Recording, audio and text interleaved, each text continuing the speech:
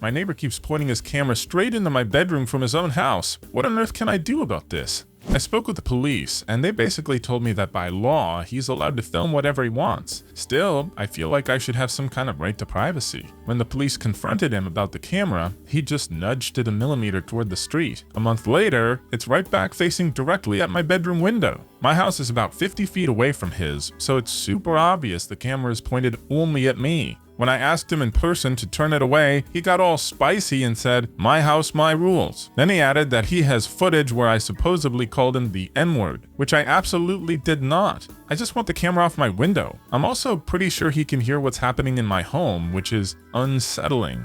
Do I have any options? Can I build some sort of barrier in my yard to block his view? Honestly, that feels like the only thing left I can do. Update number 1. Since my last post, a whole heckin' lot has gone down. In the comments, I mentioned that my neighbor was basically using sound-based trolling to mess with us. So I started keeping a detailed log of every incident, time, date, description, and whether or not I called the cops. Spoiler, I called them almost every time. A pretty clear pattern began to show. He would blast random noises at night, especially after any major incident. After each of those nights, I filed a written statement at the local police station. Eventually, the city started considering actual charges for noise violations based on my complaints. I had 3 pages of my incident log plus 7 signed reports, but I got tired of waiting for the police to actually do something, so I spent $95 filing for a restraining order against Mr. Drama Neighbor for harassment. In my request, I specifically mentioned the bedroom camera situation and the non-stop noise. The police served him with a temporary order that very same day, and of course, the noises immediately got louder. Before the court date for the restraining order, I also got called in as a witness for the city's noise violation case. I even brought the former owner of my house and another neighbor as witnesses to his late-night chaos. Surprise, surprise!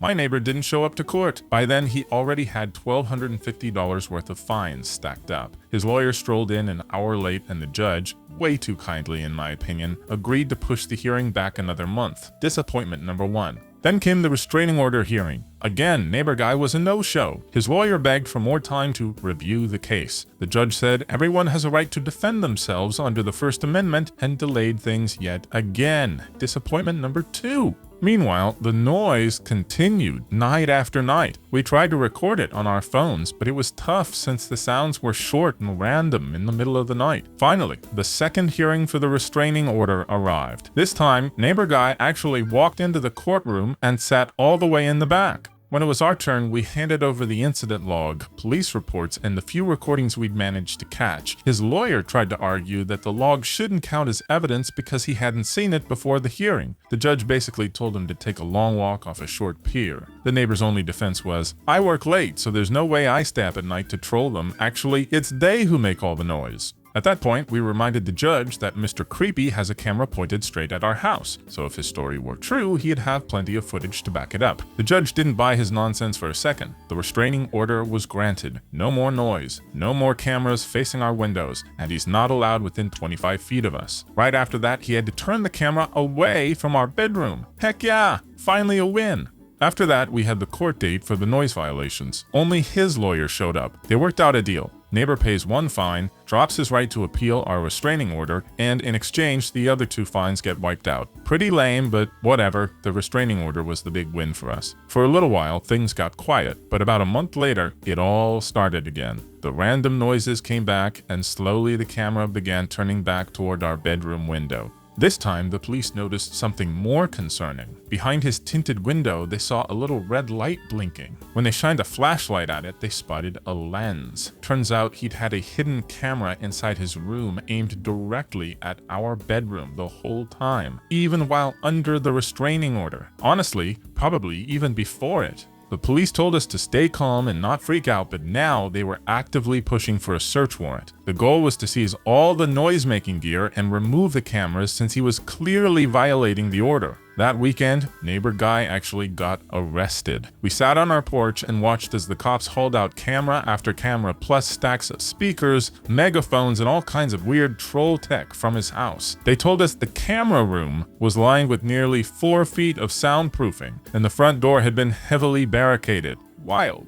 Unfortunately, they only confiscated the equipment temporarily, and eventually it'll all be returned to him. He was released from jail the very next day. Since the police didn't have a warrant to seize his hard drives, they couldn't press charges for voyeurism, despite me asking them to. They even mentioned they'd seen recordings of me and my husband on his laptop. I'm just relieved the noises have finally stopped, and as far as I know, there aren't any more hidden cameras pointing at us, at least for now. Glad I could share this absolute circus with you all. Honestly, I doubt this is the end of it. Update number 2. It's been almost a year since we survived that nightmare with our neighbor. About a year ago, we managed to get a restraining order against him for harassment. That summer, he was arrested for violating court orders, and it seemed like all the creepy camera and noise shenanigans had finally stopped. But behind closed doors, something was clearly brewing again. One evening in early November, a police officer knocked on our door. He asked if we had heard any pew-pew sounds. We hadn't. Then he mentioned that the call came from our neighbor. The cops knew about our history, but explained they had to respond to every report of pew-pew activity. Honestly, after such a long period of calm, I wasn't even surprised. It felt like the nonsense was starting up again.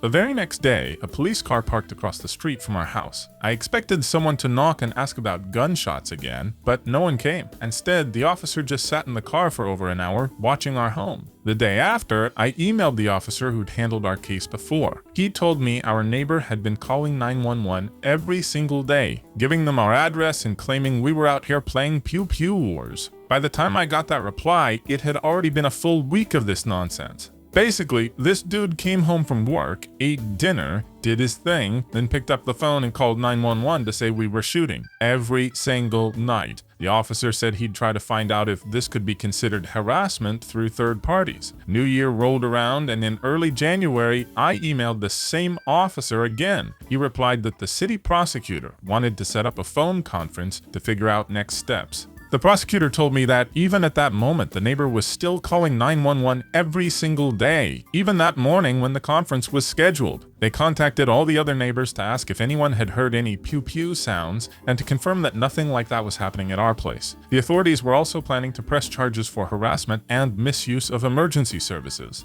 Part of his deal from his summer arrest allowed him to avoid jail as long as he behaved. Now the authorities wanted to revisit that decision. The date for the preliminary hearing passed and the case was postponed to the following month. I feared he would drag this out forever. Our harassment restraining order was about to expire, meaning we'd have to drag him back to court and spend money again. Everything started feeling hopeless all over again. And honestly, the last postponement just threw me off. All I could do while waiting to be called as a witness and victim was wait. Update number 3. Remember how I said the city prosecutor was fully committed to helping me see this case through? Well, everything changed. The second preliminary hearing was coming up after the first postponement. I reached out to the prosecutor to ask why it was delayed. Turns out he went on a long vacation and handed the case to someone else. Fine, that happens. I got the contact info for the new prosecutor and emailed him for update. 2 weeks went by. 2 emails, 0 replies. I even contacted the prosecutor's assistant. Complete silence. Absolute vacuum. To say I was disappointed is an understatement. Originally, everything seemed on track. The first prosecutor was motivated to finish the case, and I felt like I was in good hands. Now, I can't reach anyone. Totally atypical. Before, whenever I had questions, someone would either call back or at least reply to emails. Meanwhile, my neighbor keeps putting giant trash bins along the fence. Huge, heavy bins with lids. I have no idea why, but it's just extra anxiety. My nerves are seriously fraying. I just want all of this to end. And now, when even the people who are supposed to help are silent, it only gets worse. What should I do? Update number 4. Well, that's it. The prosecutor finally called me and said that, of course, they don't want to declare the neighbor guilty on all counts. Instead of jail time, my neighbor's lawyer is asking for 30 days of house arrest, which literally is what he's already doing, just sitting at home going nowhere. The court was postponed again, now until July, and of course, that's exactly when we're moving to another state. I told the prosecutor we wouldn't be there to give testimony. I simply don't have the strength or will to keep fighting this. Thank you all for the support. The judicial system let us down. Update number 5. Hey everyone, thanks to all who listened and followed this absurd. My neighbor pled guilty to 3 out of 19 episodes of emergency service misuse and one more charge that still makes no sense to me. He's officially banned from talking to me or my husband or bothering anyone on our property at all. Plus, he's supposed to get a psychiatric evaluation, which he should have done at the very start of this nightmare. Any violation now, hopefully finally lands him behind bars. Now we've got a new dilemma. Today, Mr. Trashcan Wizard was outside staring at our shiny for sale sign. I'm not joking, maybe it's paranoia, but my realtor called and said someone booked a house viewing for 6 p.m. We didn't warn them about the neighbor situation, thinking it was all over. The new owners will be protected after the sale, but we decided to let the neighbor be the first to break the rules. In fact, we ended up in the same situation as the previous homeowners here in Washington state. The law doesn't require disclosure of this stuff. No one told us either. I don't care if he wants to buy the house, but the thought of him wandering through our rooms terrifies me. Sure, the realtor will be there, but part of me worries he might try to photograph our stuff or do something else sneaky. My brain is fried just thinking about this dude in our house. My husband suggested staking out in the car. I suggested installing a hidden camera. Both ideas sound a little crazy, but in this situation, they feel like the only logical moves. Luckily, it wasn't the neighbor who booked the viewing, but now we have a Google Nest camera, so we'll know everything. Update number 6. After the last court appearance, Mr. Spotlight Guy decided to install floodlights pointing through the fence right into our bedroom window. By this time, we'd sold the house and moved into a temporary apartment, prepping to move far away from the old place. Every night at 10 p.m., he'd turn the lights on, blasting into the bedroom. Even blackout film didn't help. The light also hit the guest room where my mom stayed for a week. Police came, took photos, and drove by multiple nights to confirm the lights were still on. By his plea deal, he wasn't supposed to do this or keep harassing us, so this counts. I called the cops and eventually got a court summons to testify as a witness. Court day arrives. The prosecutor wanted jail time, but Mr. Spotlight Guy's lawyer asked for a delay, claiming he didn't have time to review new info. Granted the delay. A week later, we went to a special hearing with a temp judge. Big mistake. At today's hearing, my husband and I took off work again. The judge immediately told the prosecutor, without an official written memo, I won't hear this case. Usually the city judge knows the deal, but this temp judge? Nope. The prosecutor argued that a written memo isn't required and the case had been on the docket for ages. The judge said because no specific charges were filed, just a request to reinstate jail time, they wouldn't hear it. He read the plea deal and said similar action was too vague. He didn't see how pointing lights at our house tied into past charges. Then he added he had a meeting in Seattle in 2 hours and wouldn't hear testimony. Since we're moving soon, in his logic, we can't be harassed anymore. Case closed! I broke down in despair. The prosecutor said I'm no longer required to testify and will discuss the case with the permanent judge. Asked me to stay in touch. As my neighbor left the courtroom, he theatrically raised his hands like he knew he'd win again. I give up. We're leaving. It's over. I'll never get a word in court. I'll never know why this person made my life miserable. I'll never get back 2 years of my life. The one bright spot, the police report from the summer search of his house. Turns out this dude is a freaky weirdo, even by Washington's super tolerant standards. That's all for today's stories. Thanks for watching this saga to the end. Drop your thoughts in the comments and check out our previous videos here.